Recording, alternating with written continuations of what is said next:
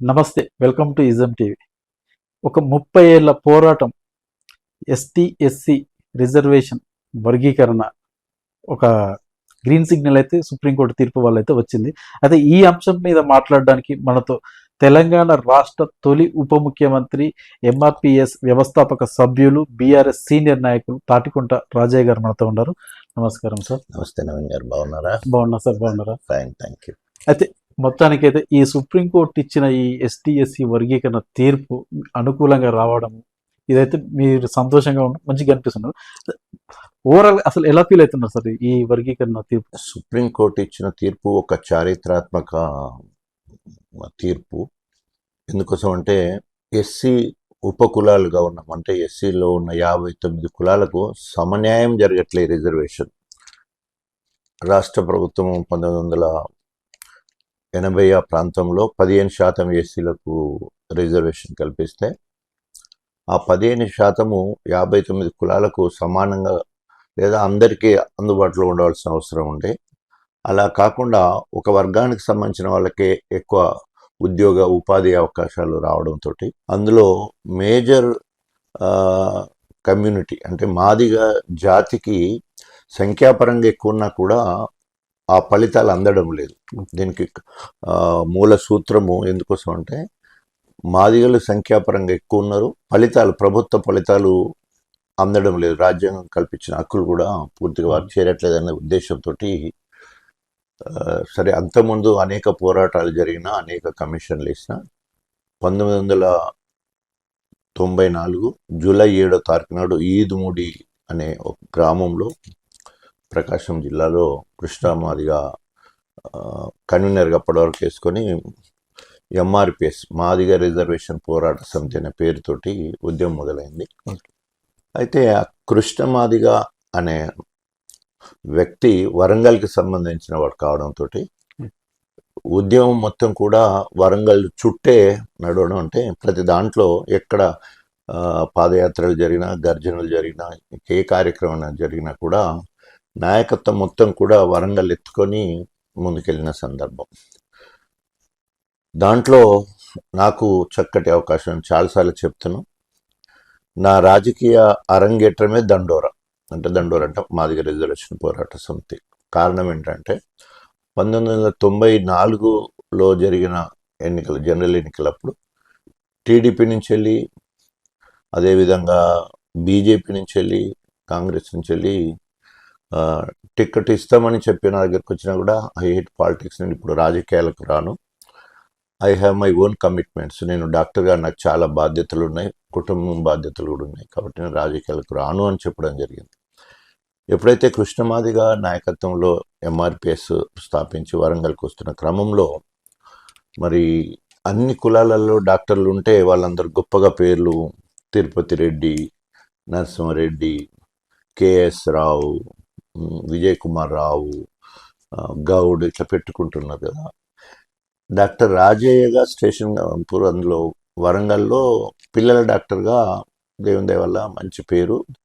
తర్వాత I started first paediatric nursing in Warangal district. అంటే పిల్లల నర్సింగ్ బయట ఎవరు పెట్టలే అప్పటివరకు, ప్రైవేట్గా ఓన్లీ ఎంజిఎం గవర్నమెంట్ హాస్పిటల్ మాత్రమే ఉండే. అంత పెట్టి మంచి పేరు ఉన్నా కూడా నేనెందుకు నా కులం పేరు చెప్పుకోవద్దు అనే కాన్సెప్ట్ తోటి డాక్టర్ తాటికొండ రాజయ్య మాదిగా అని చెప్పుకోవాలనే ఆశతోటి, నా కులాన్ని ఎక్స్పోజ్ చేసుకోవాలనే ఆశతోటి మరి కృష్ణమాదిగని కలవడం, ఆ రకంగా అక్కడ జరిగిన ఉద్యమాలన్నింటికి నా ఇల్లే ఒక ఆఫీస్ లెక్క చేసుకొని కార్యక్రమం చేయడం జరిగింది. అన్ని కార్యక్రమాలు పాల్గొన్న 1996-97 ప్రాంతంలో నారవారిపల్లి నుంచి వెళ్ళి చంద్రబాబు ఇంటి వరకని పాదయాత్ర, మహాపాదయాత్ర కార్యక్రమం చేసినప్పుడు ఆల్మోస్ట్ డోర్నకల్ దగ్గర అక్కడి నుంచి మొదలు పెడితే మళ్ళీ నల్గొండ జిల్లా బార్డర్కి వచ్చే వరకు పాదయాత్రలో పాల్గొనడం కాకుండా దానికి సంబంధించిన ఏర్పాట్లన్నీ కూడా నిన్న చూసుకోవడం, అట్లా తెలంగాణ జిల్లాల కన్వీనర్గా నియమించబడి అట్లా తెలంగాణ మొత్తము తిరగడానికి ఒక మాదిగ బిడ్డగా, మాదిగ డాక్టర్గా మొత్తం తిరగడానికి అవకాశం వచ్చింది. ఆ రోజుల్లో నాకు ఒక మారుతి కారు ఉండే, అది మారుతి కాదు మాదిగా కారు అన్నట్టు హైయెస్ట్ ఆ కారులో 13 మందిని కూర్చొని ప్రోగ్రాం చేసే సందర్భం నా జీవితంలో మర్చిపోలేను. సో ఆ రకంగా నా రాజకీయ అరంగేట్రమే దండోరా. నేను ఇప్పటికీ ఈ రోజు వరకు కూడా అయితే మీరు మాదిగ అన్నట్టుగా బిడ్డ ఇప్పుడు అని చెప్పుకోవడానికి గర్వపడతాను. సో అందుకనే నాకు నిజంగా మొన్నటి రోజున మరి తీర్పు వచ్చినప్పుడు నిజంగా చాలా జీవితంలో ఎప్పుడు పొందినంత సంతోషం. నా జాతికి ఒక్కసారి వెలుగొచ్చింది మళ్ళీ. దానికి అనేక మంది అమరులు చనిపోయిన మాదిగ బిడ్డలు ఉన్నారు. ఇది వారికి అంకితం చేయాలి. అదేవిధంగా ఇది మాదిగలందరూ కూడా 30 ఏళ్ళ సుదీర్ఘ పోరాటం చేసినప్పుడు కొందరు ముందు, కొందరు మధ్యలో, కొందరు చివరికి, కొందరు ఇప్పటి వరకు కూడా చేస్తున్న అందరికీ హృదయపూర్వకంగా అభినందనలు తెలియజేయడం జరిగింది. అయితే ఇప్పుడు మీరు ఈ మాదిగ సామాజిక వర్గంలో ఒక బలమైన నేతగా మీరున్నారు. అయితే ఈ ఈ వర్గీకరణ సాధన కోసం మీ వంతుగా మీ పాత్ర ఎంతవరకు నెరవేర్చారు? అలాగే గత బీఆర్ఎస్ 10 సంవత్సరాలలో ఈ వర్గీకరణ సాధన కోసం ఎలాంటి అడుగులు వేసింది అని అనుకోవచ్చు సార్? సో తప్పకుండా education is important among all. నేను విద్యావేత్తగా, పిల్లల డాక్టర్గా ఒక కుల పోరాటంలో ఉండడం వల్ల ముందుగా ఆ దండోరా ఉద్యమంలో ఎలివేషన్ వచ్చింది. తెలంగాణ ప్రాంతానికి మరి కన్వీనర్గా పనిచేసే అవకాశము కృష్ణమాది గారు కల్పించడం జరిగింది. ఆ రకంగా ప్రజల్లోకి వెళ్ళాను. ఒక ప్రజా వైద్యుడిగా ఉన్న నన్ను మాదిగ సామాజిక వర్గానికి నేను పరిచయం అయ్యాను. ఆ రకంగా మావోడు అని చెప్పినప్పుడు నేను చాలా తృప్తి పడేవాడిని. ఒక రకంగా మీరు రాజకీయాలకు రావడానికి కూడా కారణం దండోరానే, అంటే ఎంఆర్పిఎస్ మాత్రమే. సో అట్లా తెలంగాణ మొత్తం తిరగడానికి అవకాశం, గన్పూర్లో మొత్తం తిరగడానికి అవకాశం. ఈ తిరిగే క్రమంలో ఎప్పుడైతే అణిచివేత ఉంటుందో నాయకుడు పెరుగుతాడు. 94 నుంచి వెళ్ళి 99 వరకు అప్పుడు కడియం శ్రేయర్ అక్కడ మంత్రి, ఇక్కడేమో చంద్రబాబు నాయకత్వంలో మన ఎవరు పోరాటం చేసినా కూడా అధికార పార్టీ మీద పోరాటం చేస్తారు. కాబట్టి ఆనాడు అధికార పార్టీ టీడీపీ మీద మేమంతా పోరాటం చేసే క్రమంలో మంత్రిగా ఆయన అక్కడికి వస్తే అడ్డగించుడు కావచ్చు, ధర్నాలు చేసుడు కావచ్చు, అంబేద్కర్ విగ్రహాలు పెట్టడం కావచ్చు, ఇట్లా భావజాలాన్ని వ్యాప్తి చేయడంలో, అంటే 1978 నుండి గణపురం ఎస్సీ అయినప్పటికి కూడా ఎక్కడ కూడా ఒక తెలంగాణ విగ్రహం లేదు. అంతకుముందు అందరూ వలస నాయకులు ఎమ్మెల్యే అయ్యేది పోయేది. అట్లా గోకరామస్వామి గెలిచిండు పోయిండు, తర్వాత భుజపల్లి రాజయ్య గెలిచిపోయిండు, ఆరోగ్యం గారు, తర్వాత కడియం శ్రేయరు, వీళ్ళందరూ కూడా ఎవరు కూడా ఆ ప్రాధాన్యతను చూపించలే అక్కడ. స్టేషన్ కానీ ప్రాపర్ వ్యక్తిగా నాకు ఆ కాన్సెప్ట్ వచ్చేసి సామాజిక న్యాయం జరగాలనే ఉద్దేశంతో సమాజంలో ఉన్న అన్ని కులాలను, వారి జీవన విధానాలను తీసుకొని అంబేద్కర్ గారు ఆనాడు ఒక శాస్త్రీయ దృక్పథంతో రిజర్వేషన్ ప్యాటర్న్ తీసుకొచ్చారు వారి జనాభా లెక్కల ప్రకారం. సో అదేవిధంగా ఎస్సీలకు కూడా 15% రిజర్వేషన్ ఇచ్చిండు, కానీ దాంట్లో అందరికీ సమన్యాయం జరగట్లేదని. కానీ బీసీలను అయితే ఎట్లా ఏబిసిడీలు అట్లా చేశారో అట్లాగే ఎస్సీలకు కూడా ఏబిసిడీలుగా చేస్తే ఆయా వర్గాలకు సమన్యాయం జరగడానికి అవకాశం ఉంటుందని ఒక సామాజిక ఉద్యమ స్ఫూర్తి దాంట్లో ఉండడంతో నేను ఆకర్షితమైన. అది ఎక్కడి వరకు పోయింది అంటే గుర్తించి తెలంగాణ ప్రాంతంలో అప్పుడున్న వైఎస్ రాజశేఖర రెడ్డి గారు ఒకరికి టికెట్ ఇవ్వాలి అనుకున్నప్పుడు అక్కడున్న కడియం శ్రేయర్ని ఓడగొట్టాలి, బలమైన టీడీపీ నాయకుడిని ఓడగొట్టాలంటే డాక్టర్ రాజయ్య కావాలని చెప్పేసి ఇక్కడ డొక్క మాణిక్య వరప్రసాద్ ఆంధ్ర, మేమిద్దరం కూడా మా ఇద్దరు కూడా దండోరా నేపథ్యం. సో క్రమక్రమంగా ఎమ్మెల్యే అవ్వడం, మంత్రులు అవ్వడం, నేనైతే ఉప ముఖ్యమంత్రి వరకు వెళ్ళడం, వారు కూడా అక్కడ ఎమ్మెల్యే అవ్వడం, ఎమ్మెల్సీ అవ్వడం, మంత్రి అవ్వడం అయింది. మేమిద్దరం కూడా మా ఇద్దరు కూడా దండోరా నేపథ్యం. ఆయన మీడియా ఇన్ఛార్జ్ ఉండేది, సో ఆయన ప్రైవేట్ టీచర్ ఉండేది, విలేకరిగా పనిచేసి అట్లా ఉద్యమంలో పనిచేస్తున్నాను. నేనేమో ఒక పిల్లల వైద్యుడిగా, ప్రజా వైద్యుడిగా నేను ఆ రకంగా ఇక్కడ, అంటే ఆ రకంగా వైఎస్ రాజశేఖర రెడ్డి మమ్మల్ని ఇద్దరిని ప్రోత్సహించాడు. సో అటు తర్వాత అప్పుడు చంద్రబాబు నాయుడు ఆ ఉద్యమానికి లొంగి రామచంద్రరాజు కమిషన్ వేసి, సో ఎస్సీలలో ఉన్న 59 కులాలలో వారి జనాభా లెక్కలు తీసుకొని ఏబిసిలుగా వర్గీకరిస్తూ జీవో ఇష్యూ చేయడం జరిగింది. ఒక ఆర్డినెన్స్ తీసుకొచ్చి జీవో ఇవ్వడం జరిగింది. ఆ జీవో వల్ల ఏ అంటే మొదటిది తెలంగాణలో లేరు, కానీ రెల్లి క్యాస్ట్కు వాళ్ళది 1.8 6-7% ఉంటే వాళ్ళకు 1% రిజర్వేషన్. రెండవది మాదిగా పెద్ద కమ్యూనిటీ కాబట్టి బి 7%. అదేవిధంగా మాల తర్వాత కమ్యూనిటీ కాబట్టి అది సి. తర్వాత ఆది ఆంధ్ర, ఆది జాంబో అని చెప్పేసి డి, అది 1%. సో ఆది ఆంధ్ర జాంబో మన దగ్గర ఉండదు, రెల్లి మన దగ్గర లేరు, అటు ఓకే. ఆంధ్ర సైడే ఉంటారు. సో ఆ 2% పోయేది ఉంటే తెలంగాణలో 7+2 9% రిజర్వేషన్ కనుక ఇక్కడ అంటే బాగుంటుంది అని చెప్పేసి తెలంగాణలో మాదిగలు ఎక్కువ ఉన్నారు, రేపు రాబోయే రోజుల్లో మాదిగలకు బాగా ఉపయోగపడుతుంది అని చెప్పేసి మేము అనుకున్నాం. అంటే ఏబిసిలు అయినప్పుడు ఏమవుతుంది, రెల్లి లేరు అనుకో ఆటోమేటిక్గా నెక్స్ట్ బీకి వెళ్ళిపోతుంది, అంటే మాదిగకి వెళ్ళిపోతుంది. లేకపోతే డీలో ఆది ఆంధ్రికలు లేరు, ఆది ఆంధ్ర లేకపోతే మళ్ళీ ఏకి వస్తే రెల్లి, అక్కడ లేకపోతే మళ్ళీ బి. సో అట్లా మనకు ఇండైరెక్ట్గా 9% మనకే ఉపయోగపడుతుందని ఆ రోజు 2000 సంవత్సరం నుండి 2004 వరకు ఎస్సీలను ఏబీసీలుగా వర్గీకరించి అమలు జరిగింది. దాంట్లో దాదాపు 22,000 మందికి మాదిగ వాళ్ళకు ఉద్యోగాలు వచ్చినాయి 4 సంవత్సరాల్లో. వేలాది మందికి డాక్టర్ సీట్లు, ఇంజనీర్ సీట్లు, ఇతర ప్రొఫెషనల్ సీట్లు వచ్చి మంచిగా ఇది. సో రాష్ట్రాలకు ఈ కులాలను విభజించే హక్కు లేదు అని చెప్పేసి హైకోర్టులో, అక్కడ సుప్రీంకోర్టులో 5 జడ్జెస్ బెంచ్ దీన్ని కొట్టిపడేయడం జరిగింది. సో అప్పటి నుంచి ఎస్సీలు ఏబీసీలుగా లేకుండా అయిపోయినాయి. దీనికి ప్రధాన కారణం అప్పుడున్న మాలా సంఘాలకు సంబంధించిన నాయకులు దీని మీద వ్యతిరేకంగా పెట్టేయడం అట్లా జరిగింది. సో అప్పుడు మళ్ళీ కాంగ్రెస్ అధికారంలోకి వచ్చిన తర్వాత ఉషా మెహ్రా కమిషన్ వేశారు 2006లో, అయితే 2008లో రిపోర్ట్ ఇచ్చింది. దాంట్లో కూడా మాదిగలకు ఇప్పటివరకు న్యాయం జరగలేదు అని చెప్పేసి, అంతకుముందు రామచంద్రరాజు ఇచ్చిన కమిషన్లో కూడా మాదిగలకు న్యాయం జరగలేదు. 80% వేరే వర్గానికి చెందితే 20% కూడా ఇక్కడ చెందట్లేదు అని చెప్పేసి, ఉపకులాలకి ఇంకా అసలుకే చెందట్లేదు అని చెప్పేసి వారు కూడా తీర్పియడంతో ఉషా మెహ్రా కమిషన్ రిపోర్ట్ అనుకొని చాలా ఉద్యమాలు జరిగినాయి. కానీ అప్పుడే గాంధీ భవన్ మీద కూడా దాడి కూడా జరిగింది, కాంగ్రెస్ ప్రభుత్వ హయాంలోనే చనిపోవడం జరిగింది. సో అట్లా మొత్తం దగ్గర 10ల సంఖ్యలో అమరులయ్యారు, చాలామంది జైళ్ళ పాలయ్యారు. అయిన తర్వాత ఏమైంది అంటే, ఎప్పుడైతే 2009, 2001లో తెలంగాణ ఉద్యమం ప్రారంభమైన 2009 ఎప్పుడైతే కేసీఆర్ గారు అమర నిరాదీక్ష మొదలుపెట్టిన అప్పటి నుంచి ఉద్యమం తీవ్ర రూపం దాల్చింది.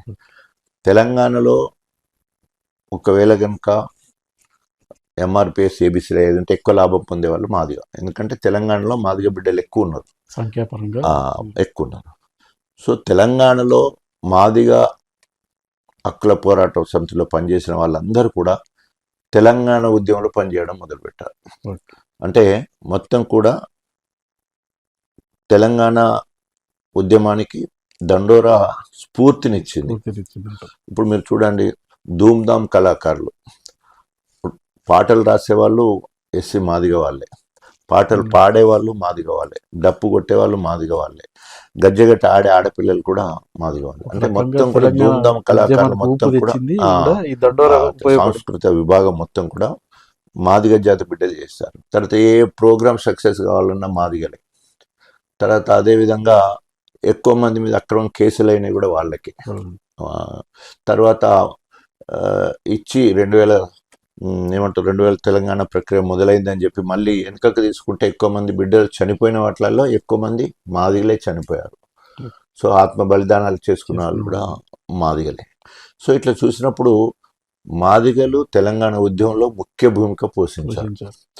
ఆ క్రమంలోనే 2009లో నేను కాంగ్రెస్ పార్టీ నుంచి వెళ్ళి ఎమ్మెల్యే గెలిచిన మాదిగ బిడ్డగా గెలిచి తెలంగాణ కోసం the steering committee for Telangana Congress steering committee for తెలంగాణలో నేను స్పోక్స్ పర్సన్గా పనిచేసి యావత్ తెలంగాణ మొత్తం కూడా తిరిగడానికి రెండోసారి నాకు అవకాశం ఉంది. మొదటిసారి ఏమో దండోరా ఉద్యమంలో తిరిగిన, రెండోసారి బస్ యాత్ర పెట్టుకుని మొత్తము తెలంగాణ మొత్తం కూడా తెలంగాణ కావాలని చెప్పేసి కాంగ్రెస్ పార్టీ తరంగా తిరిగిన, ఢిల్లీకి పోయిన ఇదంతా చేసే క్రమంలో నేను స్పోక్స్ పర్సన్గా ఉండి కూడా ఆ రకంగా కూడా ప్రజలకు బాగా ఎక్స్పోజ్ అయ్యాను. అంటే అధికార కాంగ్రెస్ పార్టీలో ఉండి తెలంగాణ కోసం కొట్లాడుతుండే రాజన్న అని చెప్పేసి. నాకు ఏంటి స్ఫూర్తి అంటే, 69-70 ఉద్యమంలో సదాలక్ష్మి మాదిగ మహిళ తెలంగాణ రాష్ట్ర సాధన కోసం అధికార కాంగ్రెస్ పార్టీ ఎమ్మెల్యే పదవులు పెట్టి తెలంగాణ జెండా పట్టింది. చివరికి చెన్నారెడ్డి గారు అప్పుడున్న ఇందిరాగాంధీకి అమ్ముడుపోయినా కూడా ఆయన పార్టీ నుండి సస్పెండ్ చేయడం జరిగింది. జనరల్ సెక్రటరీగా ఉండి ప్రెసిడెంట్ని సస్పెండ్ చేసేసి, అంత గొప్ప ధైర్యశాలి, డీసెంట్. సో ఆమెను స్ఫూర్తిగా తీసుకొని నేను ఇక బస్ యాత్రలో తిరిగే క్రమంలో స్పోక్స్ పర్సన్గా మీడియాకు మాట్లాడే క్రమంలో అధికార పార్టీ అంటే కాంగ్రెస్లో ఉంటూ తెలంగాణ కోసం గట్టిగా మాట్లాడడంతో కొంత పార్టీకి వ్యతిరేకం లెక్క కూడా అనిపించింది. సో అనేక సార్లు 3 సార్లు అప్పటికే ఎమ్మెల్యే పదవికి రాజీనామా చేసిన యాక్సెప్ట్ చేయలే, కానీ అక్టోబర్ 2011లో రాజీనామా చేసి తెలంగాణ జెండా పట్టుకోవడం జరిగింది. అంటే మళ్ళీ ఉద్యమంలో తొలి దళితుడిగా అధికార కాంగ్రెస్ పార్టీ ఎమ్మెల్యే పదవికి రాజీనామా చేసి తెలంగాణ జెండా పట్టుకొని కేసీఆర్ చేయి పట్టుకొని 2011 నుండి 2014 వరకు యావత్ తెలంగాణ 3వసారి తిరిగిన తెలంగాణ ఉద్యమంలో. సో అప్పుడు మరి టీఆర్ఎస్ పార్టీ నుంచి పోటీ చేసి 2వసారి, మొదటిసారి కాంగ్రెస్ నుండి 2వసారి 2012 మార్చిలో ఎలక్షన్ జరిగితే 33,000 తోటి 2వసారి ఎమ్మెల్యే గెలవడం జరిగింది. టీఆర్ఎస్ ఎమ్మెల్యేగా కేసీఆర్ అవకాశం కల్పించి శిక్షణ తరగతులకు, ధూమ్ధామ్ కార్యక్రమాలకు, తల్లి తెలంగాణ విగ్రహాలకు, ఎక్కడ మీటింగ్ అయితే మొత్తం కూడా యావత్ తెలంగాణ తిరిగే అవకాశం ఒక మాదిగ బిడ్డగా నాకే అవకాశం వచ్చింది. ఎందుకంటే కేటీఆర్, హరీష్ రావు, 2008 తర్వాత కవితక్క, తర్వాత ఓన్లీ ఈటెల రాజేందర్ బీసీ నుంచి వెళ్ళి, ఇక ఎస్సీల నుంచి ఎవరు రాష్ట్ర స్థాయిలో తిరిగే నాయకులు లేరు. సో దాన్ని అధికార పార్టీని వదిలిపెట్టి వచ్చినందుకు ఆ క్రెడిట్ నాకు దక్కి కేసీఆర్ గారు నాకు ఇన్ఛార్జ్గా వేసి శిక్షణ తరగతుల నుంచి మొత్తం కూడా తెలంగాణ మొత్తము తిరగడం జరిగింది. అట్లా నాకు తెలంగాణ మొత్తం తిరగడానికి 3వసారి అవకాశం, ఒకటి దండోరాలో అవకాశం వచ్చింది, రెండవదేమో స్టీరింగ్ కమిటీ ఫర్ తెలంగాణ కాంగ్రెస్లో వచ్చింది, మళ్ళీ తెలంగాణ ఉద్యమంలో 3వసారి కూడా తెలంగాణ మొత్తం తిరగడంతో యావత్ తెలంగాణలో మాదిగ బిడ్డగా ఎక్స్పోజ్ అవ్వడం, ఒక డాక్టర్గా ఎక్స్పోజ్ అవ్వడం, తర్వాత మాదిగ బిడ్డ ఒక కారణం అయితే అధికార కాంగ్రెస్ పార్టీ ఎంఏ పదవికి వదిలిపెట్టేసి తెలంగాణ రాజన్నగా పేరు వచ్చే విధంగా. అంటే ఆనాడేమో సదాలక్ష్మి తెలంగాణ కోసం రాజీనామా చేస్తే ఈసారి డాక్టర్ రాజయ్య మళ్ళీ ఉద్యమంలో తొలి దళితుడు, తొలి ఉద్యమమేమో సదాలక్ష్మి, మళ్ళీ ఉద్యమం 2001లో కేసీఆర్ నాయకత్వం. దాంట్లో నేను ఒక్కొన్నే దళితుడిని, నా జూపేలి చేశారు వారు బెల్లమ కమ్యూనిటీ, తర్వాత సత్యనారాయణ గారు సోమవారం సత్యనారాయణ ఓన్లీ అసోసియేట్ మెంబరే ఉండే. సో దళితుని అందులో ఎస్సీ మాదిగకు సంబంధించి అప్పుడు సదాలక్ష్మి మాదిగనే, ఇక్కడ రాజన్న మాదిగనే. అంటే త్యాగాలు చేయడంలో మాదిగ వాళ్ళు ఎప్పుడు ముందుంటారన్నట్టు దాన్ని నిరూపించుకోవడం కోసం చరిత్రలో మిగిలిపోవాలనే ఉద్దేశంతో తెలంగాణ వస్తుందో రాదో తెలియని కండిషన్లో 2011లోనే తెలంగాణ కోసం ఎమ్మెల్యే పదవికి రాజీనామా చేసి చరిత్రలో నిలబడే క్రమం చేయడం జరిగింది. సో ఆ రకంగా 2014 వరకు ఉద్యమం చేస్తే నా అదృష్టం ఏంటి అంటే, సో నేను రాజీనామా చేసి పోవడం వల్ల అప్పుడు సదాలక్ష్మి రాజీనామా చేసింది కానీ రాలే, కానీ ఇప్పుడు నేను రాజీనామా చేశాను, కేసీఆర్తో తిరిగాను, దేశంలో ఉన్న 38 పార్టీలను ఒప్పించి తెలంగాణ రాష్ట్రాన్ని సాధించుకున్న తర్వాత కేసీఆర్ గారు నన్ను నమ్మి మాదిగ బిడ్డగా నేను చేసిన ఉద్యమ కార్యాచరణ కావచ్చు, నా త్యాగాన్ని కావచ్చు గుర్తించి తొలి ఉప ముఖ్యమంత్రిగా తెలంగాణ ప్రభుత్వంలో నాకు అవకాశం ఉండడం జరిగింది. వారు ఉద్యమ రథసారథి, రాష్ట్ర అధ్యక్షులు, ఉద్యమ నేత, పార్టీని నడిపించిన వారు ముఖ్యమంత్రి, నేను ఉప ముఖ్యమంత్రిగా వైద్య ఆరోగ్య శాఖ మంత్రిగా వారు నన్ను పిలిచి పదవి ఇచ్చారు. ఇచ్చిన తర్వాత తెలంగాణ రాష్ట్ర సమితి ప్రారంభం 2001 నుంచి వెళ్ళి 2014 వరకు కూడా 100% టీఆర్ఎస్ పార్టీ దండోరా ఉద్యమానికి సపోర్ట్గా ఉన్నది, ఎంఆర్పిఎస్కి సపోర్ట్గా ఉన్నది. అట్లా ఉండడం వల్లనే కృష్ణమాదిగ కూడా దండోరా ఉద్యమంలో ఉన్న వాళ్ళందరినీ కూడా తెలంగాణ ఉద్యమంలోకి కూడా మారడం జరిగింది. వారు కూడా డైరెక్ట్గా ఇన్వాల్వ్ అయ్యి 2009లో సోనియా గాంధీ పుట్టినరోజు డిసెంబర్ 9 రోజు ఆయన నిరాహార దీక్ష చేస్తే నిమ్మరసం ఇచ్చి తెలంగాణ ప్రక్రియ మొదలైందని ఒక మాట రాగానే మరి కృష్ణమాది కూడా నిమ్మరసం ఇచ్చిన దాంట్లో ఉన్నాడు. అంటే దండోరా నాయకులు ఎంఆర్పిఎస్కు మద్దతు ఎప్పుడూ ఉన్నారని చెప్పడానికి బీఆర్ఎస్ పార్టీ అంటే టీఆర్ఎస్ పార్టీ కూడా దండోరాకు వాళ్ళ మేనిఫెస్టోలోనే పెట్టింది. మేము కనుక వచ్చాయంటే తప్పకుండా మేము తీర్మానం చేస్తామని చెప్పేసి. అయితే ఇప్పుడు ఈ వర్గీకరణతో ఇప్పుడు ఒక పొలిటికల్గా బీజేపీ పార్టీ ఏమంటుందంటే ఈ క్రెడిట్ అంతా మా బీజేపీ ప్రభుత్వానికి వస్తుంది. ఇప్పుడు మీరున్న బీఆర్ఎస్ పార్టీ కానీ కాంగ్రెస్ పార్టీ పాత్ర కానీ అయితే లేదు. అందుకు తగ్గట్టుగా నరేంద్ర మోడీ గారు కూడా పలు సందర్భాలలో ఈ వర్గీకరణకు మద్దతు తెలిపిన విషయం తెలిసిందే కదా. అయితే దీన్ని ఏ విధంగా చూస్తారు వాళ్ళు చెప్పే విషయాన్ని? 2014లో తెలంగాణ వచ్చిన తర్వాత కేసీఆర్ గారు నాకు బాధ్యత అప్పచెప్పి నిండు సభలో ఎస్సీలను ఏబీసీలుగా వర్గీకరించాలని చెప్పేసి ఏకగ్రీవ తీర్మానం ప్రవేశపెట్టే రిజల్యూషన్ పాస్ చేసే అవకాశం నాకే వచ్చింది. ఒక మాదిగ బిడ్డగా నా జీవితంలో మర్చిపోలేని ఒక సువర్ణ అవకాశం. నా జీవితం ధన్యమైంది. ఎందుకంటే తెలుగుదేశం అధికారంలో ఉన్నప్పుడు చంద్రబాబు నాయుడు రెజల్యూషన్ పాస్ చేశాడు, ఏకగ్రీవ తీర్మానం చేసి. ఓకే. తర్వాత 2004 తర్వాత వైఎస్ రాజశేఖర రెడ్డి తీర్మానం చేసి పంపించాడు. మూడవది నేను ఉప ముఖ్యమంత్రిగా కేసీఆర్ గారి ఆశీస్సులతో వారి ఆదేశం మేరకు తీర్మానం చేసే భాగ్యం నాకు దక్కింది. అందుకని పూర్వజన్మ సుకృతం అంటున్నాను అది. సో కానీ ఇవన్నిట్లో ఎక్కడ కూడా బీజేపీ తీర్మానం చేయలేదు. ఇప్పుడు రాష్ట్రంలో అధికారం లేదు. కాకుండా ఇంకా ఏమన్నది 100 రోజులలో మేము అధికారంలోకి వస్తే కేంద్రంలో ఎస్సీలను ఏబీసీలుగా వర్గీకరిస్తా అని చెప్పింది.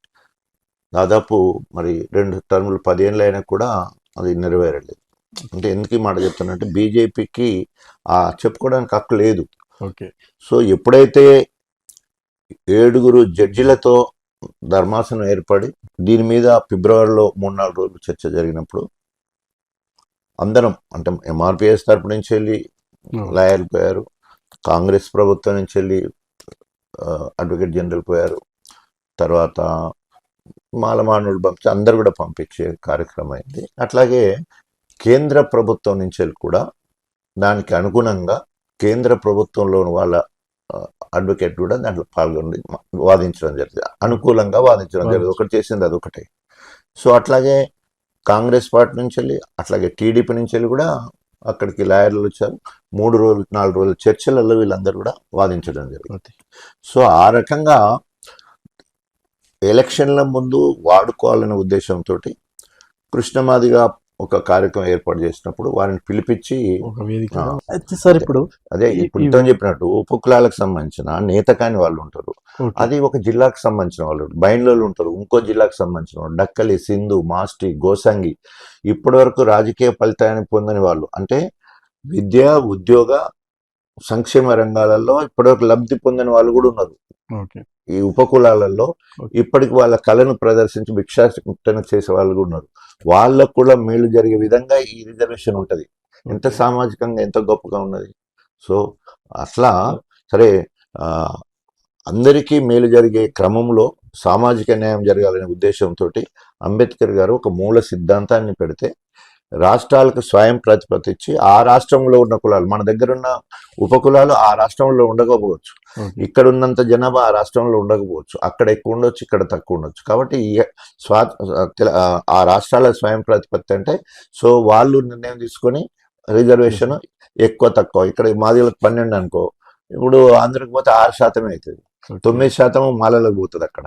అయితే ఇప్పుడు ఈ సుప్రీం కోర్టు గైడ్ లైన్స్ ప్రకారం మనం చూసుకుంటే ఇప్పుడు వర్గీకరణ అనేది రాష్ట్ర పరిధిలో విద్య ఉద్యోగ పదోన్నతులకు మాత్రమే వర్తిస్తుంది, కేంద్ర పరిధిలో ఉన్న వాటికి వర్తించదని అంటారు కదా. అయితే మీరు ఇవి కేంద్ర పరిధిలో ఉన్న వాటికి కూడా వర్తించేలా ఏమైనా డిమాండ్ చేస్తారా? అసలు ఇది సాధ్యమయ్యే అవకాశం ఉంటుందా? అంటే విద్యా ఉద్యోగ రంగాలకు మాత్రమే ఈ ఉప కేటగరైజేషన్ ఇప్పుడు చేసేదైతుందో ఉపవర్గీకరణ జరిగేది విద్య. ఇక ఉపాధి రంగంలో కానీ రాజకీయ రంగంలో కానీ లేదు. అంటే పిలిచి లోన్స్ ఇచ్చేయడం, పిలిచి ఎమ్మెల్యే పదవి ఇచ్చడము అట్లా లేదు. వాళ్ళు బీసీలలో ఏబీసీలు ఉన్నాయి, కానీ ఇది చాకలోళ్ళకు, ఇది మంగళోళ్ళకు, ఇది గౌన్లోళ్ళకు అనేది లేదు రిజర్వేషన్. బీసీలలో ఏబీసీలుగా వర్గీకరించిన మాట కానీ అది రాజకీయంగా లేదు అది. సో కాబట్టి బీసీలకు నిజం చెప్పాలంటే రాజకీయాలలో ఏమంటారు రిజర్వేషనే లేదు. ఓకే. అందుకని ఇవాళ మొత్తం ఎక్కువ రెడ్డోళ్ళు వెలువళ్ళు కోమటోళ్ళు ఎందుకు ఎక్కువ ఉంటున్నారు అంటే రాజకీయ రిజర్వేషన్లు బీసీలకు లేవు, ఎస్సీ ఎస్టీలకు మిగతాదంతా జనరల్. జనరల్ సార్, అయితే ఈ వర్గీకరణ అంశాల గురించి ఈ విషయాల గురించి చాలా చక్కటి సమాచారం మా ఛానల్ ద్వారా ప్రేక్షకులకు తెలియజేసినందుకు మీకు ప్రత్యేక ధన్యవాదాలు తెలియజేసుకుంటాను సార్. తప్పకుండా నవీన్, మీరు కొత్తగా మొదలుపెట్టిన మీ ఛానల్ గొప్పగా నడవాలని చెప్పేసి. నమస్తే నవీన్ గారు.